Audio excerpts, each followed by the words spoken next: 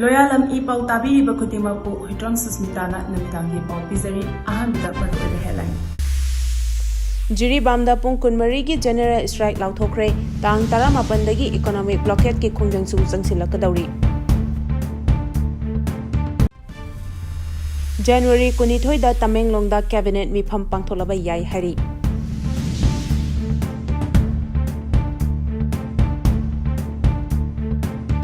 Churchampurda miyoi ani brown sugar amadi WY tablet ka konana fare.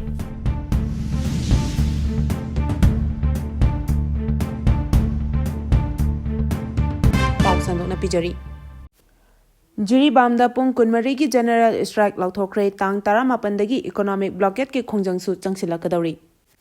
Phamong Yankhai leiba Jiribam Hospital bu mapung faba District Hospital ohenbiyu haiba wafam asi lengakna ngasi phawba positive oiba response amata piraktabana ngasi ahing nongyai Jiribam District ta Pung Kunmarigi General Strike tawragani haina Laothokhre.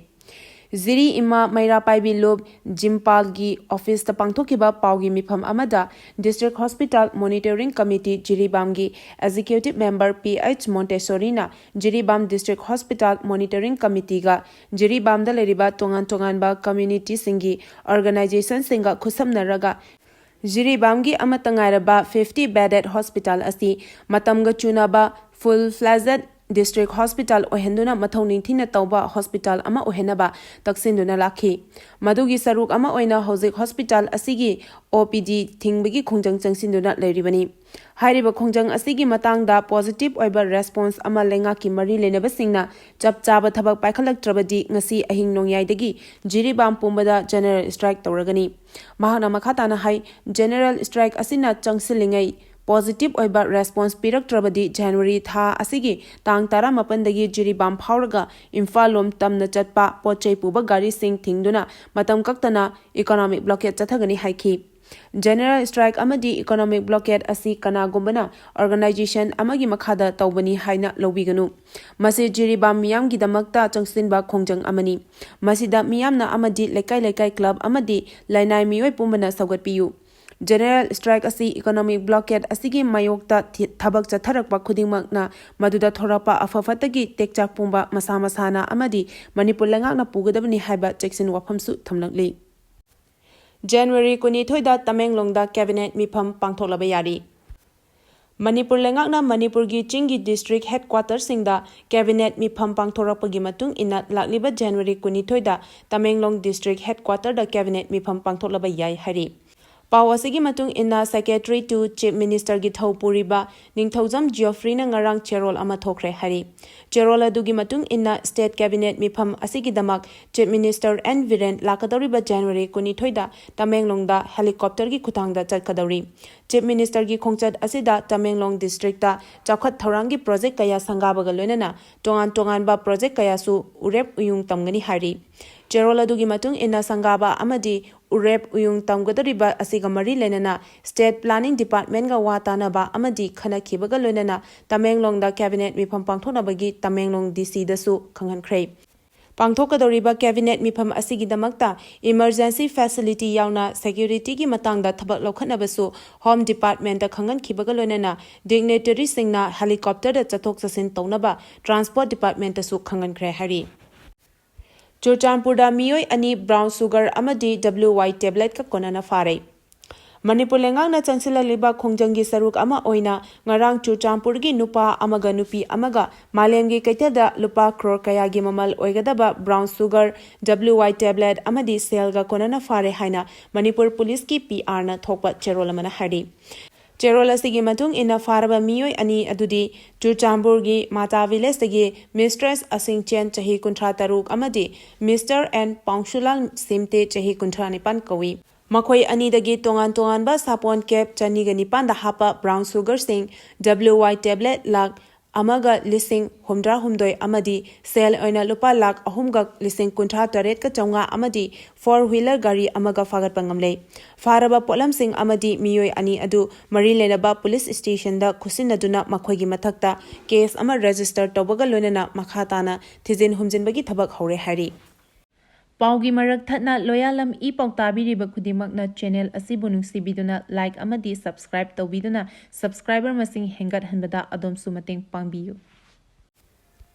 KCP PWGꯅ QNET Noida Sector 143 telephonic online scam गा मरी लेना मखा ताना लेबाक मियामदा वफम खरा थमलकली। Kangleipak communist party PWG MC unification PRO Chinkhei ngaimana कंगलाइचा मियामदा वफम खरा थमलकली। आइना थिंख्रबा लूब असिगी माइकेदगी प्रेस थोकपा चेरोल अदुना मखा तारादुना high. कंगलाइपाक communist party peoples war group PWG ना QNET Noida Sector 143 telephonic online scam गा मरी लेना मखा ताना लेबाक मियामदा वफम खरा थमलकली। KCP PWG ना war on online financial crimes नत्रगा ऑनलाइन फ्रॉडलेंड एक्टिविटीज हाइबा पांदमदा टास्क फोर्स अमा सेंगतपगा लोइनना चलिबा था असिगी तांग 15 दा लूप असिना थोखिबा प्रेस रिलीज अमदा चिथाओबा स्कैमर खरा अमगी ममिंग मथासु मखादा पिजरी। खुरखुलदगी किरण वाला उसम तबोंग ममांग लेकाइदगी थौदाम बोइलेम्बा अरुणाचल प्रदेशदगी लैना येंखोम कक्चिंगदगी येंखोम उमेंद्रा अमदी मोइरांगथेम बोयबोय अमसुंग सोमारानी नावरेम मरिंग पलेलदगी कोको करोथांग कैसामपातिगी नेल्सन थियाम यावना लेफम खंगदना लेरिबा आदिम पामै निकास अमदी वरुण नावरेमनी। मथक्ता पल्लिबा मियोइसिंग असि scam असिबु चलाइबदा यामना चावबा थौदांग लौरिबा मियोइ ngaktani amasung miyoising asi Noida UP gi makhada palliba location sing asida leiraga operate tawani haibasi lupna faba ngamjare mafam sing aduda sector 138 Paramount Society, Sector 134 Eco City Society, Sector 168 Lodge Jing Society, Sector 168 Xavier Society amadi Sector 132 Zapi Society dagini loop asina tha asigi haukiba tang 15 da thokiba press release aduda serial number 16 da yauriba miyoi Odit Kumar haiba miyoi asi technical error ni haina sengdokjage makha tarakpada lupna thamjaningba wafamdi January 15 amasung January 18 ngasigi press release asida palliba man executing asigi mama mapa oiba oibisingna miramda lotlaga leiriba isagi angangsing asi miramdagi atuba matamda kauthokpiduna lupta numit ahumnigi manungda changjaraknaba cheroladuna makha tarakli। Isorna imaleba kananaba khodol ama piraklabani haina ningthaujam jadumani na phangdorakli। ngasi Manipur da tholiba thodok wathok lan kaya asidagi BJP amadi Congress hunaraga rajniti gi khudong chaba longnaba honabasida Manipur da lejariba mipung khudimangna National Party singbu pamnaraktaba matamsida Election Commission of India ECI na RPI aibu state ki regional party oina masa khangbirakpa asida isorna imaleba kananaba khudol ama pibirabani haibasimak thajabaga loinana ECI bu ngamkhai letana thagachabaga loinana pibirakliba symbol asibusu yamna chanajaba oibana taramna okle haina RPI athwale Kisan Morcha gi president ningthaujam jadumani na khudiyek piduna thokpa cherolamana phongdorakli cherola duna makha taraduna hai afaba jindak puthoklaga tinjang kaijang daba chaukhatpa samas ama oinaba amadi lawmi sinmi akhoi busu awangba thakta pukhatnabagi damak state ki thakta district ki thakta committee sembiduna awonba Manipur ama soidana purakani haiduna tungi mityeng san ubiba ngamliba RPI National Secretary Maheswar Thonawjam busu thagalakli। ngasigi lawmi shinmi ichil ina khwai pumna maknasu asengba rajniti chatpa aduki matik mathau taraklei lawmi sinmi aikhoibu hanthaba thakta thamliba maida maikhum uplaga rajniti tawriba sing para tambirasi ngasigi samas asida aikhoisu taibang miyoiba amani makhoina maikai amada ngamlabasu maikai kayadasu aikhoige angamba sakti kaya leiri haibasi taklasi election mayada hiram khudimakta tethabagi thabak pumba toklasi hainasu cherol aduna makhatara aduna phongdorakli। National Highway 137 Tamenglong Mother Road maipakna semgatpada CM na thagatpa phongdokhre। Manipur gi Tamenglong district tagi Assam gi Zame region tagadoriba kilometer humpu sangba National Highway 137 Tamenglong Mother Road asi atenba matamgi manungda maipakna semgat sagalakpa ngambagi damak Bharat ki Prime Minister Union Home Minister Amit Shah amadi Union Minister Nitin Gadkari bu social media da thagatpa phongdorakli। Imphaldagi Guwahati yobada pung 9 khaktamak changgadoriba nauna semgalakliba National Highway 137 gi fibam ngarang Tamenglong gi SC gi MLA Zanghemlung Panmaina hakthenana yengsingkhre। ꯌꯦꯡꯁꯤꯟꯕ ꯑꯗꯨꯗ ꯂꯝꯕꯤ ꯁꯦꯝꯕꯒꯤ ꯊꯕꯛ ꯇꯧꯔꯤꯕ company ꯑꯗꯨꯗ ꯂꯝꯕꯤ ꯁꯦꯝꯕꯗ ꯆꯪꯒꯗꯕ ꯃꯆꯥꯛ ꯃꯊꯨꯝꯁꯤꯡ ꯑꯋꯥꯠꯄ ꯑꯃꯠꯇ ꯂꯩꯍꯟꯗꯅ ꯀ꯭ꯋꯥꯂꯤꯇꯤ ꯀꯟꯇ꯭ꯔꯣꯜ ꯇꯧꯗꯨꯅ ꯁꯦꯝꯒꯠꯂꯝꯕ ꯎꯕꯗ MLAꯅ ꯊꯥꯒꯠꯄ ꯐꯣꯡꯗꯣꯛꯈꯤ꯫ MLAꯅ ꯃꯈꯥ ꯇꯥꯅ ꯐꯣꯡꯗꯣꯛꯈꯤꯕꯗ ꯍꯥꯏꯔꯤꯕ ꯅꯦꯁꯅꯦꯜ ꯍꯥꯏꯋꯦ 137 ꯑꯁꯤ ꯍꯦꯛ ꯁꯦꯝꯕ ꯂꯣꯏꯕꯗ ꯁ꯭ꯇꯦꯠ ꯑꯁꯤꯒꯤ ꯁꯦꯟꯃꯤꯠꯂꯣꯟ ꯐꯒꯠꯅꯕ ꯍꯣꯠꯅꯕꯗ ꯂꯝꯕꯤ ꯑꯁꯤꯅ ꯑꯆꯧꯕ ꯊꯧꯗꯥꯡ ꯂꯧꯒꯅꯤ꯫ ꯂꯣꯏꯅꯅ ꯃꯅꯤꯄꯨꯔꯒꯤ ꯂꯣ ꯑꯦꯟ ꯑꯣꯔꯗꯔꯒ ꯃꯔꯤ ꯂꯩꯅꯕ ꯊꯕꯛ ꯊꯧꯔꯝꯁꯤꯡ ꯂꯧꯈꯠꯄꯗ ꯍꯦꯟꯅ ꯈꯨꯗꯣꯡꯆꯥꯕ ꯄꯤꯔꯒꯅꯤ꯫ ꯃꯗꯨꯅ ꯂꯝꯕꯤ ꯑꯁꯤ ꯁꯦꯝꯒꯠꯄꯒꯤ ꯊꯕꯛ ꯄꯥꯏꯈꯠꯂꯤꯕ ꯑꯁꯤꯗ ꯂꯝꯗꯝ ꯑꯁꯤꯒꯤ ꯃꯤꯌꯥꯝꯅ ꯃꯇꯦꯡ ꯄꯥꯡꯕꯤꯅꯕꯁꯨ ꯑꯄꯤꯜ ꯇꯧꯈꯤ꯫ ꯐꯣꯔꯦꯁꯠꯀꯤ ꯂꯝ ꯈꯣꯞꯆꯤꯟꯕꯁꯤꯡꯒꯤ ꯃꯊꯛꯇ ꯑꯦꯛꯁꯟ ꯂꯧꯅꯕ CMꯗ ꯃꯩꯇꯩ ꯑꯦꯂꯥꯌꯟꯁꯅ ꯇꯛꯁꯤꯟꯈ꯭ꯔꯦ꯫ ꯃꯅꯤꯄꯨꯔꯒꯤ ꯑꯣꯏꯅ ꯂꯩꯔꯤꯕ ꯔꯤꯖꯥꯔꯚ ꯐꯣꯔꯦꯁꯠ ꯑꯃꯁꯨꯡ ꯄ꯭ꯔꯣꯇꯦꯛꯇꯦꯗ ꯐꯣꯔꯦꯁꯠꯀꯤ ꯂꯝ ꯈꯣꯞꯆꯤꯟꯗꯨꯅ ꯑꯔꯥꯟꯕ ꯃꯑꯣꯡꯗ ꯂꯝ ꯁꯦꯝꯖꯤꯟ ꯁꯥꯖꯤꯟꯗꯨꯅ ꯎꯃꯪ ꯃꯥꯡꯍꯟꯕꯒꯤ ꯊꯕꯛꯇ ꯃꯅꯤꯄꯨꯔ ꯂꯩꯉꯥꯛꯅ ꯂꯧꯐꯝ ꯊꯣꯛꯄ ꯆꯞ ꯆꯥꯕ ꯑꯦꯛꯁꯟ ꯂꯧꯈꯠꯅꯕ ꯃꯩꯇꯩ ꯑꯦꯂꯥꯌꯟꯁꯅ ꯆꯤꯐ ꯃꯤꯅꯤꯁꯇꯔꯗ ꯇꯛꯁꯤꯟꯈ꯭ꯔꯦ꯫ ꯍꯤꯔꯝ ꯑꯁꯤꯒ ꯃꯔꯤ ꯂꯩꯅꯅ ꯃꯩꯇꯩ ꯑꯦꯂꯥꯌꯟꯁꯅ CMꯗ ꯄꯤꯁꯤꯟꯈꯤꯕ ꯃꯦꯃꯣꯔꯦꯟꯗꯝ ꯑꯃꯗ ꯄꯜꯂꯤꯕꯗꯤ ꯃꯅꯤꯄꯨꯔꯒꯤ ꯏꯔꯥꯡ ꯑꯁꯤꯒꯤ ꯃꯅꯨꯡꯗ ꯔꯤꯖꯥꯔꯚ ꯑꯃꯁꯨꯡ ꯄ꯭ꯔꯣꯇꯦꯛꯇꯦꯗ ꯐꯣꯔꯦꯁꯠꯀꯤ ꯂꯝ ꯈꯣꯞꯆꯤꯟꯕꯒꯤ ꯊꯕꯛ ꯆꯠꯊꯔꯤ꯫ ꯃꯁꯤꯒꯤ ꯃꯅꯨꯡ ꯆꯟꯅ ꯑꯔꯥꯟꯕ ꯇꯧꯕ ꯑꯣꯐꯤꯁꯤꯌꯦꯜꯒ ꯂꯧꯇꯨꯅꯗꯨꯅ ꯆꯨꯔꯆꯥꯟꯄꯨꯔꯒꯤ ꯁꯦꯟꯖꯥꯡ ꯄ꯭ꯔꯣꯇꯦꯛꯇꯦꯗ ꯐꯣꯔꯦꯁꯠ, ꯈꯨꯒꯥ ꯔꯤꯖꯥꯔꯚ ꯐꯣꯔꯦꯁꯠ ꯑꯃꯁꯨꯡ ꯏꯝꯐꯥꯜ ꯏꯁꯀꯤ ꯈꯥꯃꯦꯟꯂꯣꯛ, ꯒ꯭ꯋꯥꯟꯇꯥꯕꯤ ꯔꯤꯖꯥꯔꯚ ꯐꯣꯔꯦꯁꯠꯀꯤ ꯂꯝꯁꯤꯡꯗ ꯑꯥꯏꯟ ꯀꯥꯏꯅ ꯂꯝ ꯈꯣꯞꯆꯤꯟꯕꯒꯤ ꯊꯕꯛ ꯆꯠꯊꯔꯤ꯫ ꯑꯃꯔꯣꯝꯗ ꯃꯅꯤꯄꯨꯔꯗ ꯏꯪ ꯀꯨꯝꯖꯥ 1987ꯗ ꯈꯨꯟ 1987 ꯂꯩꯔꯝꯕ ꯑꯗꯨ ꯈꯨꯟ 1997ꯗ ꯈꯪꯍꯦꯟ ꯍꯦꯟꯒꯠꯂꯛꯇꯨꯅ ꯏꯪ ꯀꯨꯝꯖꯥ 2012ꯗ ꯈꯨꯟ 3983 ꯌꯧꯈꯤꯕ ꯑꯁꯤ ꯀꯨꯀꯤꯁꯤꯡꯅ ꯅꯝꯅ ꯈꯨꯟꯗꯥꯕ ꯇꯦꯡꯅꯧꯄꯜ, ꯀꯥꯡꯄꯣꯛꯄꯤ ꯑꯃꯁꯨꯡ ꯆꯨꯔꯆꯥꯟꯄꯨꯔ ꯌꯥꯎꯅ ꯆꯥꯟꯗꯦꯜꯗ ꯑꯌꯥꯝꯕꯅꯤ꯫ ꯃꯁꯤꯒꯤ ꯃꯇꯨꯡ ꯇꯥꯔꯛꯄꯗ ꯑꯔꯥꯟꯕ ꯃꯑꯣꯡꯗ ꯂꯝꯒꯤ ꯈꯦꯇ꯭ꯔꯤꯄꯨꯔꯣꯟ ꯇꯥꯜꯂꯛꯄ, ꯄꯣꯂꯤꯇꯤꯀꯦꯜ ꯑꯃꯁꯨꯡ ꯑꯦꯗꯃꯤꯅꯤꯁꯇ꯭ꯔꯦꯁꯟꯗ ꯑꯔꯥꯟꯕ ꯃꯑꯣꯡꯗ ꯈꯨꯠ ꯊꯤꯡꯖꯤꯟꯗꯨꯅ ꯊꯕꯛ ꯇꯧꯔꯛꯄ ꯌꯥꯕꯒꯤ ꯑꯀꯤꯕ ꯂꯩ꯫ ꯃꯔꯝ ꯑꯗꯨꯅ ꯁꯔꯚꯦ ꯇꯧꯗꯨꯅ ꯏꯟꯚꯦꯁꯇꯤꯒꯦꯁꯟ ꯑꯊꯨꯕ ꯃꯇꯝꯗ ꯆꯠꯊꯕꯤꯌꯨ꯫ ꯂꯣꯏꯅꯅ ꯍꯤꯁꯇꯣꯔꯤꯀꯦꯜ ꯔꯦꯀꯣꯔꯗꯁꯤꯡ ꯌꯦꯡꯂꯒ ꯑꯁꯣꯏꯕꯁꯤꯡ ꯑꯁꯤ ꯆꯨꯝꯊꯣꯛꯄꯤꯌꯨ꯫ ꯃꯁꯤꯒꯤ ꯃꯊꯛꯇ ꯂꯝꯒꯤ ꯈꯦꯇ꯭ꯔꯤꯄꯨꯔꯣꯟ ꯄꯤꯕꯗ ꯅꯤꯌꯣꯝ ꯆꯨꯝꯅ ꯃꯌꯦꯛ ꯁꯦꯡꯅ ꯊꯕꯛ ꯇꯧꯕꯤꯌꯨ꯫ ꯂꯣꯏꯅꯅ ꯑꯔꯥꯟꯕ ꯇꯧꯕꯁꯤꯡꯒꯤ ꯃꯊꯛꯇ ꯑꯦꯛꯁꯟ ꯂꯧꯈꯠꯄꯤꯌꯨ ꯍꯥꯏꯅ ꯆꯦꯔꯣꯜ ꯑꯗꯨꯅ ꯇꯛꯁꯤꯜꯂꯤ꯫ ꯂꯣꯏꯅꯅ CMꯗ ꯄꯤꯁꯤꯟꯈꯤꯕ ꯃꯦꯃꯣꯔꯦꯟꯗꯝ ꯑꯗꯨꯒꯤ ꯀꯣꯄꯤ ꯑꯃꯁꯨꯡ ꯃꯅꯤꯄꯨꯔꯒꯤ ꯒꯚꯔꯅꯔ ꯑꯖꯌ ꯀꯨꯃꯥꯔ ꯚꯜꯂꯥꯒ ꯄꯤꯁꯤꯟꯈ꯭ꯔꯦ ꯍꯥꯏꯔꯤ꯫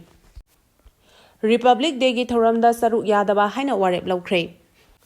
ꯃꯅꯤꯄꯨꯔꯗ ꯊꯣꯛꯂꯤꯕ ꯆꯍꯤ 2 ꯍꯦꯟꯖꯤꯜꯂꯛꯂꯕ ꯂꯥꯟ ꯑꯁꯤ ꯚꯥꯔꯠ ꯂꯩꯉꯥꯛ ꯑꯃꯗꯤ ꯃꯅꯤꯄꯨꯔ ꯂꯩꯉꯥꯛꯅ ꯂꯣꯏꯁꯤꯟꯕꯤꯗꯨꯅ ꯇꯪꯗꯨ ꯂꯩꯇꯥꯕ ꯃꯅꯤꯄꯨꯔ ꯑꯃ ꯄꯨꯔꯛꯅꯕ ꯍꯣꯠꯅꯗꯕ ꯑꯁꯤꯕꯨ ꯌꯥꯝꯅ ꯀꯟꯅ ꯌꯥꯅꯤꯡꯗꯕ ꯐꯣꯡꯗꯣꯛꯇꯨꯅ ꯑꯣꯜ ꯇꯣꯛꯄꯆꯤꯡ ꯗꯤꯚꯦꯂꯞꯃꯦꯟꯠ ꯑꯣꯔꯒꯅꯥꯏꯖꯦꯁꯟ ꯑꯃꯗꯤ ꯑꯣꯜ ꯇꯣꯛꯄꯆꯤꯡ ꯃꯩꯔꯥꯄꯥꯏꯕꯤ ꯋꯦꯜꯐꯦꯌꯔ ꯑꯦꯁꯣꯁꯤꯌꯦꯁꯟ ꯂꯣꯏꯅꯅ ꯁꯔꯤꯛ ꯀꯣꯟꯖꯤꯟ ꯃꯩꯔꯥꯄꯥꯏꯕꯤ ꯑꯍꯨꯝꯅ ꯄꯨꯟꯅ ꯈꯨꯠꯁꯝꯅꯗꯨꯅ ꯀꯨꯞꯅ ꯈꯟꯅ ꯅꯩꯅꯕꯒꯤ ꯃꯤꯐꯝ ꯑꯃ ꯄꯥꯡꯊꯣꯛꯈ꯭ꯔꯦ꯫ ꯃꯤꯐꯝ ꯑꯗꯨꯗ ꯂꯧꯕ ꯋꯥꯔꯦꯞꯀꯤ ꯃꯇꯨꯡ ꯏꯟꯅ ꯍꯟꯗꯛ ꯖꯅꯨꯋꯥꯔꯤ 16ꯗ ꯄꯥꯡꯊꯣꯛꯀꯗꯧꯔꯤꯕ ꯔꯤꯄꯕ꯭ꯂꯤꯛ ꯗꯦꯒꯤ ꯊꯧꯔꯝ ꯑꯁꯤ ꯂꯨꯞꯁꯤꯡ ꯑꯁꯤꯅ ꯁꯔꯨꯛ ꯌꯥꯗꯕ ꯍꯥꯏꯅ ꯋꯥꯔꯦꯞ ꯂꯧꯔꯦ ꯍꯥꯏꯅ ꯑꯣꯜ ꯇꯣꯛꯄꯆꯤꯡ ꯃꯩꯔꯥꯄꯥꯏꯕꯤ ꯋꯦꯜꯐꯦꯌꯔ ꯑꯦꯁꯣꯁꯤꯌꯦꯁꯟꯒꯤ ꯄ꯭ꯔꯦꯁꯤꯗꯦꯟꯠ ꯆꯥꯎꯕꯤ ꯑꯃꯗꯤ ꯑꯣꯜ ꯇꯣꯛꯄꯆꯤꯡ ꯗꯤꯚꯦꯂꯞꯃꯦꯟꯠ ꯑꯣꯔꯒꯅꯥꯏꯖꯦꯁꯟꯒꯤ ꯄ꯭ꯔꯦꯁꯤꯗꯦꯟꯠ KH ꯑꯣꯀꯦꯟ ꯑꯅꯤꯅ ꯈꯨꯠꯌꯦꯛ ꯄꯤꯗꯨꯅ ꯄ꯭ꯔꯦꯁꯇ ꯊꯣꯔꯛꯄ ꯆꯦꯔꯣꯜ ꯑꯃꯅ ꯍꯥꯏꯔꯤ꯫